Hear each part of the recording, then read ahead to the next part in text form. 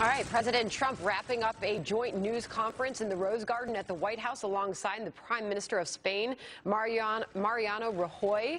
On the table, questions on North Korea, Puerto Rico, the NFL.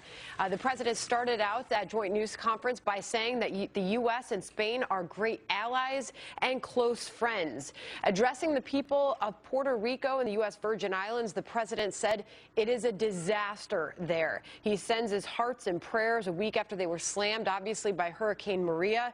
He said there's a massive effort there underway in the Caribbean. We will get through this, he said, together. We will be bigger and better following the devastation there. The two leaders did address North Korea on multiple occasions. Prime Minister Rajoy calling North Korea a threat that is intolerable. President Trump weighed in, saying it is time for all responsible nations to join forces to isolate the North Korean menace. Obviously referencing Kim Jong-un, President Trump said, "We thank Spain for standing with us in our efforts to isolate that brutal regime." And the president did reiterate, as he has said before, he is prepared for a military option in North Korea.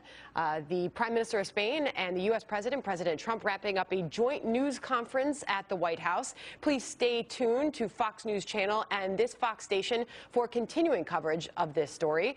I'm Sandra Smith in New York.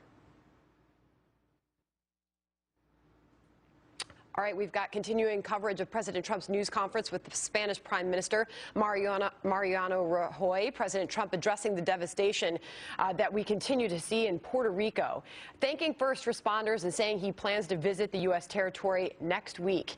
He also spoke out about the rising tensions with North Korea and said he wasn't preoccupied with the NFL protests. Hello, everyone. I'm Sandra Smith. Thank you for joining us. We have Fox team coverage of the president's news conference today. Mike Emanuel is on Capitol Hill with breaking news on health care, and we'll get to that in just a moment. But we begin with Bret Baier in Washington. Hey, Bret.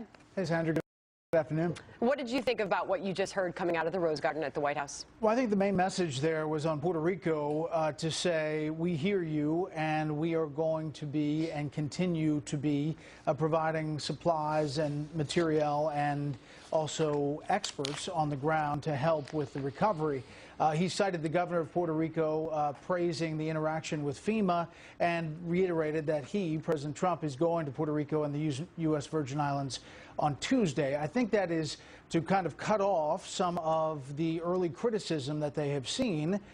Remember, there's a large, obviously, Puerto Rican populations in New York, in Florida, some of those lawmakers really expressing concern about the situation on the ground and wondering whether he was preoccupied with the NFL and the kneeling that he has commented on Twitter so much about. He was asked about that, and he said, "I can do all things. All I do is work. I have plenty of time on my hands. All I do is work." So he can handle what he called an important situation with the NFL while dealing with Puerto Rico, but clearly wanted to get that out about what is happening and going to happen there. And obviously North Korea was a huge topic. The Spanish Prime Minister weighing in, saying this threat is intolerable, promising to work with the United States to get something done there. The president saying that the military option is on the table.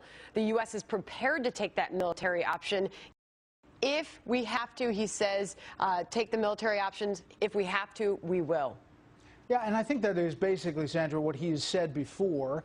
He said that this is a reply to what they are saying, what Kim Jong-un is saying and doing. It is not an original thought, he said. It is a reply. And when he says that if they have to use the military option, it would be devastating. Clearly building on his United Nations speech and what he said there.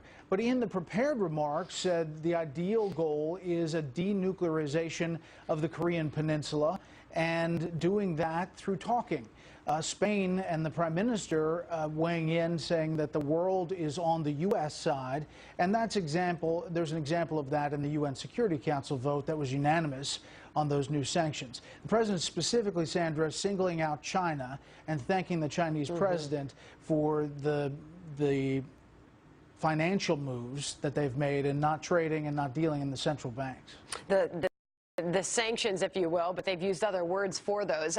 Bret, I want to move on to healthcare because we are at such a critical point with healthcare right now. Where do things stand? It's dead. They pulled the bill. And McConnell has said to senators behind closed doors that they are not going to bring it up for a vote this week. So that means that the Graham-Cassidy bill is not being voted on, and that is over for the time being. I think Senator Graham is out saying that it's not over forever, and they're going to try to bring it up again. But in this iteration, it is over, and that is a big blow to this administration that at one time had some high hopes that they could convince Republican senators to get on board for this other attempt at repeal and replace. All right, Bret Baier, thank you for standing by with us and joining us on that. We've got more on the repeal effort collapsing. Mike Emanuel is going to be joining us. Bret Baier, thank you to you. I want to go to Mike Emanuel. You are standing by for us on Capitol Hill with the latest that is happening there. Bret gave us the gist of it, but where are things? Well, South Carolina Senator Lindsey Graham, who has been leading the charge on this Graham-Cassidy bill, is saying that it will eventually pass, just not this week. His partner, Bill Cassidy, said it was because they don't have the votes, which is something we've been reporting. There are at least 4 Republican defections in terms of senators. They could only afford 2, and so bottom line, they're not going to force a vote and force an embarrassment on the Senate floor. Here's Senator Graham from moments ago. Where we're at, we're on path to pass Graham-Cassidy, Heller, Johnson. It's not if, it's only a matter of when. I've talked to my colleagues. Everybody's very enthusiastic about the idea of taking money and power out of Washington, returning it to their states to give their constituents more say about their health care. There's universal agreement in our conference that Obamacare is failing, can't be repaired, is structurally flawed. So Graham says they will get back to it after they go to tax reform. That's what Majority Leader Mitch McConnell said. Next up will be tax reform, something that all Republicans here on Capitol Hill desperately want to get done. As for Graham, his partner, Dr. Bill Cassidy of Louisiana, he also talked just moments ago. We don't have the votes. Okay? That's in speaking to the leadership, speaking to the president. I think Lindsey and he are on speed dial. We've made the decision, since we don't have the votes, we will postpone that vote. Okay? Am I disappointed? Absolutely. So that's what we're hearing from a lot of Republicans here on Capitol Hill. After campaigning for 7 years on repeal and replace of Obamacare, they've just been unable to get 50 Republican senators to say yes to any one piece of legislation. Graham says they'll go back to the drawing board. They'll go out on tour. They will go and sell this better. Without this deadline of the end of the week, he says they'll get back to it after tax reform. That could be close to an election year, so we will see, Sandra. All right, Mike Emanuel on Capitol Hill for us. Thank you, sir. Sure. Let's go to Simon Rosenberg, president and founder of NDN and a former Clinton campaign advisor, and Alex Conant, former communications director for Senator Marco Rubio and partner at Firehouse Strategies. Thank you to both of you for joining us. Alex, I'll start with you first. You just heard the news from Cassidy himself. We don't have the votes, so there will be no vote. They will postpone it. Yeah, and I think that was probably the wise thing for them to do. I actually work with a lot of healthcare groups, and I can tell you there wasn't a single major healthcare group in the country who supported their legislation. It appeared to be a rush legislation. There were a lot of problems with it, so I think they're taking the prudent step by delaying that vote. Today, that's not to say Obamacare doesn't still need to be fixed. There are big problems with the health insurance markets right now. I know there's some bipartisan efforts underway, so hopefully that senators can continue to work on the scenes to bring stability to the markets, bring down premiums, make sure that everyone has access to health care like Republicans have been promising and as the President Trump has promised to do. And Simon, Graham says back to the drawing board. What does that look like? Well, you know, before this came up in the last couple of weeks, there had been bipartisan talks led by Senator Murray on the Democratic side and Senator Alexander on the Republican side that seemed promising about creating some short-term fixes for Obamacare and the individual markets in particular. I think those are going to get restarted. I think there's a lot of interest in an approach like that also among House and Senate, House Democrats and Republicans. So I'm optimistic that there could be meaningful health care legislation this year. I don't think it's going to be along the lines of what Lindsey Graham and Senator Cassidy were pushing the last few days. Alex, we just saw the president wrap up this news conference from the White House addressing a wide range of issues, including North Korea, the NFL. You are of the thinking that the NFL is a big distraction and this fight is a big distraction. We have some sound put together for you. Let's listen. Well, I wasn't preoccupied with the NFL. I was ashamed of what was taking place, because to me that was a very important moment. I don't think you can disrespect our country, our flag, our national anthem. To me, the NFL situation is a very important situation. I've heard that before about was I preoccupied. Not at all. Not at all. I have plenty of time on my hands. All I do is work. And to be honest with you, that's an important function of working. It's called respect for our country. What did you think of that moment, Alex? Yeah, I thought it was an interesting moment. Look, I think he's right. I mean, I think his position on the NFL is absolutely correct. The issue is that there is a lot on the president's plate right now. There's the disaster in Puerto Rico, a big runoff election in Alabama today, which he didn't talk about at all. The North Korea situation, obviously, the health care reform, tax reform, which they're supposed to be kicking off in earnest this week. So there's a lot on his plate.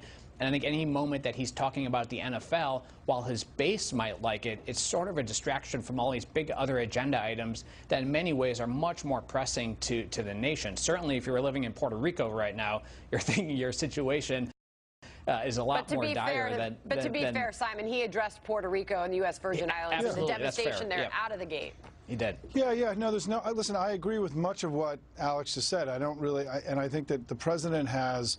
People want him to be the president of the United States and to be the leader of all Americans. This is a very divisive thing, and I think that he's got a lot of big things that he's got to score some points on. He's not been an effective legislator as president. He isn't getting a lot of things done despite what he says all the time. He's got a lot of stuff he's got to get done between now and the end of the year. It would be smart for him to try to rally all Americans behind his agenda and not be picking fights and dividing us. That's all. I think it's a huge mistake for him, and I hope that he gets over this period and focuses, as Alex said, on these big issues and bring people together instead of pushing them apart. All right, Alex and Simon, thank you for standing by during that news conference at the White House and joining us. Thank you. Sure. Thank you. Fox News alert the U.S. military now conducting operations to get relief to Puerto Rico as the island struggles to recover from the staggering damage of Hurricanes Maria and Irma. Rescue crews are working desperately to dig people out from collapsed buildings there. Millions are without power and phone service. Food, medicine, and resources are dwindling. President Trump promising more help is on the way, and he said he plans to visit the U.S. territory next week. Tuesday seems to be the first time we can do without really disrupting first responders and the efforts that are being made to help people. We have shipped massive amounts of food and water and supplies to Puerto Rico, and we are continuing to do it on an hourly basis. But that island was hit as hard as you could hit. Garrett Tenney is live in San Juan for us. Garrett, always delicate balance for the president.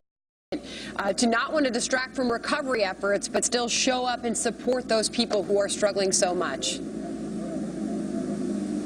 Yes, I can tell you we have seen that relief supplies coming in over the last few days at the airport. And the government says it has been going out, but I got to tell you, firsthand, we have not seen that happening.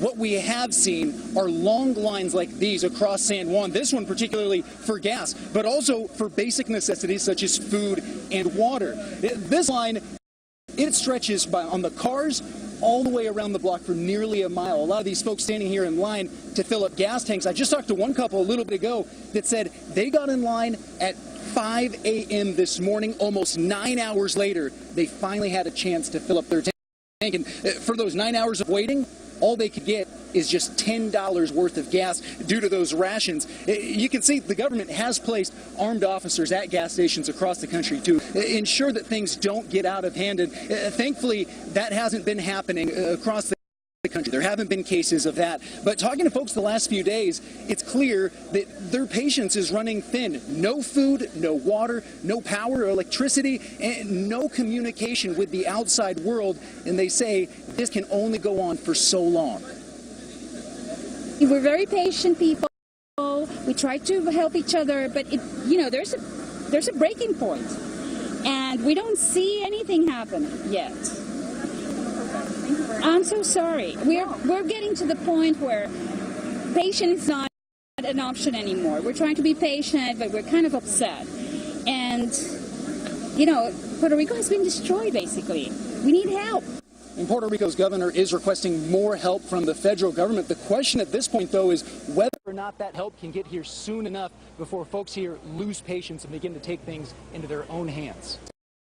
As the president began his remarks just a few moments ago from the Rose Garden, he said, "We send our hearts and prayers to those people who they need so much help." Garrett Tenney, thank you for bringing the story from there. All right, well, new reaction from President Trump just moments ago as his war of words with the NFL dominates headlines and players kneel in protest during the national anthem. But what about our U.S. service members? How do they feel? Our next guest, the mother of a fallen Navy SEAL, will give us her take.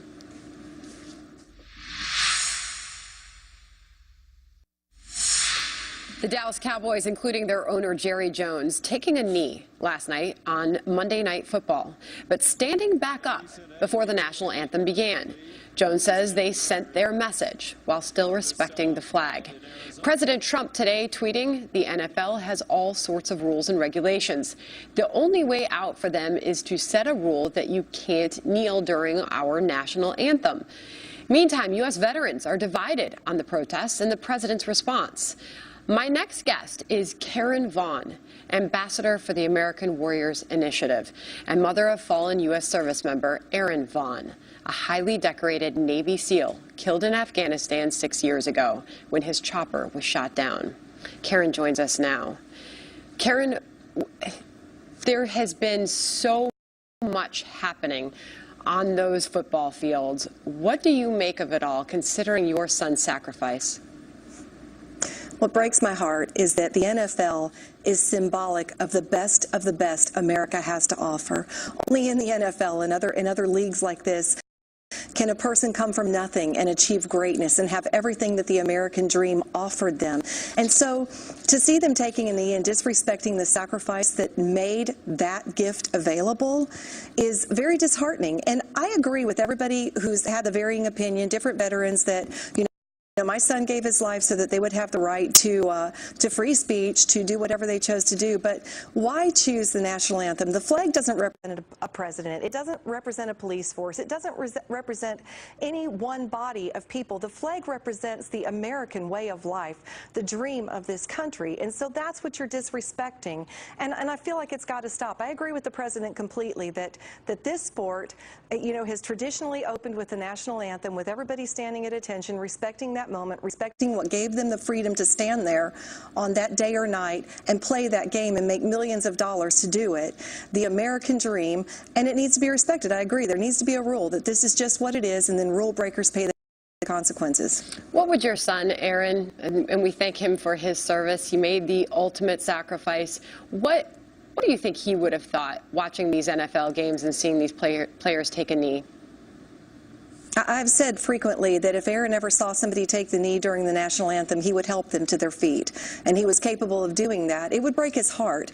I watched them drape an American flag over my son's casket in Arlington in August of 2011, and I watched 30 other families in that same, or 29 other families in that same shoot down that took my son's life, be handed a folded flag during their son's funeral. And that's what the flag represents. The flag has stood through the centuries because it is a banner of freedom. So to disrespect the flag is completely misplacing your anger or your frustration. It's just a misplacement. And Aaron would be mortified. That's the best way I could put it. He would be mortified. Karen, you just heard the president speaking a few moments ago at the White House. Saying he was asked if he's been preoccupied with these NFL protests, and he says no, he has not been. He's been very busy, he has a lot to do. But he said he was ashamed. He said he's been disgusted by what he has seen. What do you make of the rhetoric and the tone the president has taken in response to all of this? I feel like the people put this president in place because he was not a politician. We've said that over and over again. Because he's not polished. Because he says what most people say when they're standing around a water cooler at their jobs. And so the fact that he does speak that freely and that blatantly doesn't offend me. I understand some people in our society are too weak to handle the truth spoken plainly and bluntly. But frankly, I'm not. And I don't believe there's many warfighters who have been on the front line who would let words offend them or cause them to have such an upheaval in their personal space that they can't tolerate it. Is it what we're used to out of a president? No. But do I like like it? Yes, I have to say I do like it. And I do think he has plenty of time to focus on the problems of this world, the real problems that we're facing as a country, while also making an offhand statement about the NFL. One doesn't discredit the other. So obviously we all have time to talk about a multitude of things during the day. And to be tweeting this, you know, I understand people are fragile now. You know, we have to be careful with everybody's feelings. And, you know, I'm just kind of sick of that culture. I would love to see a warrior culture reignited in this nation and grow a people with backbone who can take harsh words and not be completely broken and offended by them. Well, we thank you so much, Karen Vaughn, for sharing your thoughts on this. Your son, a decorated fallen Navy SEAL, Aaron Carson Vaughn. We thank you and your family for your service and sacrifice. Thank you for coming on. Thank you for having me. It's a pleasure. All right. Well, rescue crews rushing to find anyone still trapped under the rubble after the devastating earthquake in Mexico City. We have a live report from the ground coming up.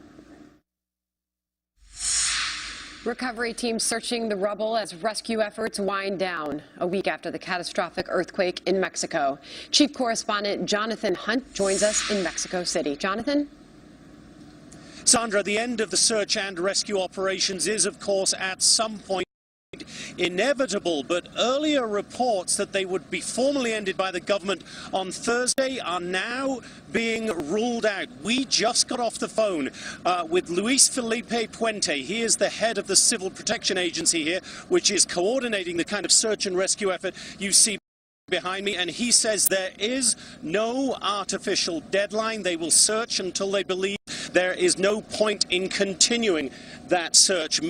Meantime, obviously, so many people in Mexico City have been made homeless by this tragedy. Many of them young children now in shelters, the government providing what help they can. The people of Mexico City also coming together in a quite extraordinary way to offer whatever help they can as civilian volunteers. And to end this, Sandra, on an optimistic note, that kind of note that makes everybody, even here in Mexico City, in the midst of this tragedy, smile. There was a sign of life late last night. A small puppy, a Chihuahua, pulled out alive from the wreckage. That is the kind of thing that brings a smile to everybody's face, of course, even in the middle of what has been a devastating tragedy for the Mexicans across this country. Sandra? So many of those amazing rescue stories. Jonathan Hunt, thank you from Mexico City. We'll be right back. Sure. Well, someone's taken a hike after that massive Equifax data breach affecting nearly 150 million Americans. Richard Smith, the credit reporting company CEO, now retiring. It follows Equifax disclosing hackers exploited a software flaw the company failed to fix, exposing highly sensitive personal information of 143 million people, including Social Security numbers and birth dates. Well, a Cardinals fan getting about as close to the action as you can in St. Louis. Check this out. Russell racing over near the stands, leaping in. Cubs shortstop Addison Russell diving into the stands for a foul ball, dumping that poor guy's nachos all over the field. Russell ended up covered in cheese, while the fan looked like he'd have to go hungry. But then there was this, the ball player, he came back with a fresh tray of nachos. How fun is that? Sports at its best. I'm Sandra Smith, and here's Shep.